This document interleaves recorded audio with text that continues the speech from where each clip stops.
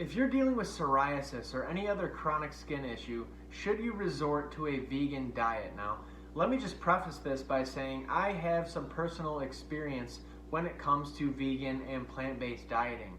If you follow me on Instagram, you're well aware that I'm not plant-based, I'm not vegan. I think animal foods are an incredibly important part of the human diet. But several years ago, I ate a vegan diet for a full year. I was pretty much strictly vegan for a full 12 months. Towards the end, I started adding in some fish and things like that. So in this video, I kind of want to give my honest opinion on it and share my background and what I went through with the vegan diet and with plant-based dieting in general. So years ago, I had a massive, horrible skin breakout, and a vegan plant-based diet was actually something that gave me very great results with my skin. My skin kind of cleared right up. I was coming off of years of kind of experimenting with different dietary frameworks, and I kind of fell all into this after seeing my skin improvements. But as time went on, I felt great for the first 5-6 months or so. But once I started to reach the 8, 9, 12 month mark, my health started to deteriorate. I was losing weight rapidly. I was eating over 4,000 calories a day at one point, and I was still losing weight. I was constantly fatigued, so I started running into all of these issues, and I started researching online and finding that a lot of other people out there had been through the same thing. And as I'm sure a lot of you know, I think the number's like 85% or something like that of people who have eaten a vegan diet or have eliminated animal products from their diet eventually go back to eating them. And there could be a lot of reasons for that, but for most people, it is just absolutely not sustainable. So there are some people out there who have had some good results with their skin eating a vegan diet, and to be honest, I was one of them. But these days, do I promote a vegan diet as a good skin health diet? Absolutely not. And here's why. Because it's not sustainable. Long-term results are found in nourishment rather than restriction. And although these restrictive diets can be great in the short term in terms of giving your gut a good reset to build off of, they're not something that you're going to be able to stick to for the rest of your life.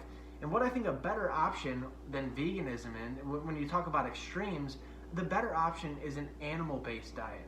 You know, really focusing on these animal proteins, animal fats, and building from there. And the reason why people have great results with these two very extreme ideas, there's people who eat only meat and have seen great results with their skin health. And then there's people who eat only plants who have seen great results with their skin health. But when you find people who have had success, sustained success, have been able to keep their skin in a good place for 5 to 10 years, all of these people eventually come to this balance. They find some kind of balance. Some of them may still be fairly plant-based, and some of them still be very well animal-based, like I kind of consider myself.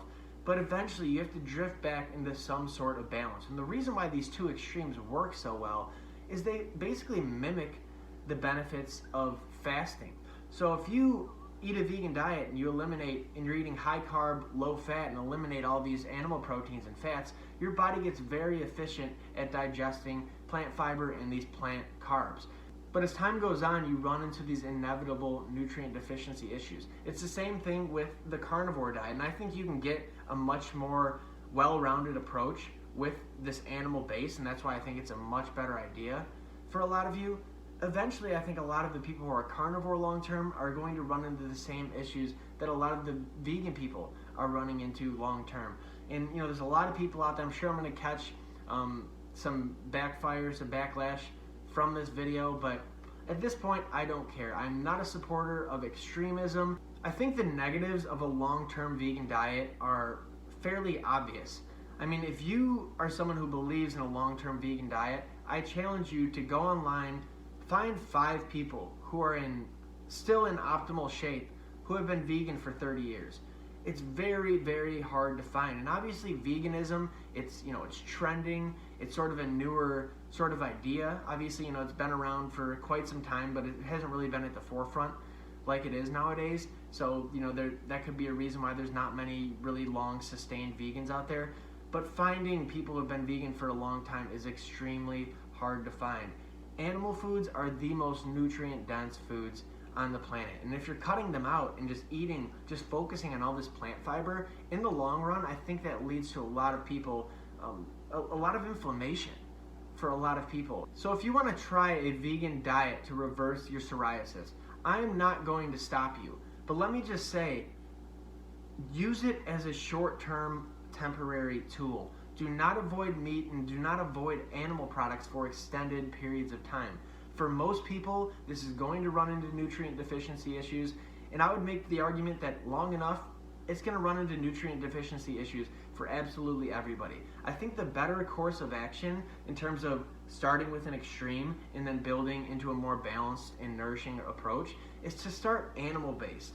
Like I said, these animal foods are the most nutrient-dense foods on the planet, and you just get so much more out of them. You can eat less and get more nutrition out of them. So start animal-based and then sort of build from there.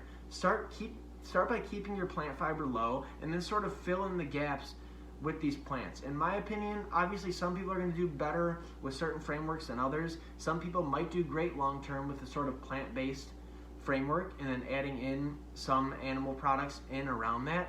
But for the most part, I honestly think the majority of people are going to do best when animal products and animal foods are a constant staple in your diet. High quality proteins, red meat, fish, butter, eggs, things like that, good quality dairy if you can get your hands on it. So, like I said, if you want to do a vegan diet, go ahead, give it a shot, but don't stick with it too long. Don't think it's the end all be all. You need these animal foods, and don't avoid them for too long or you're going to run into issues.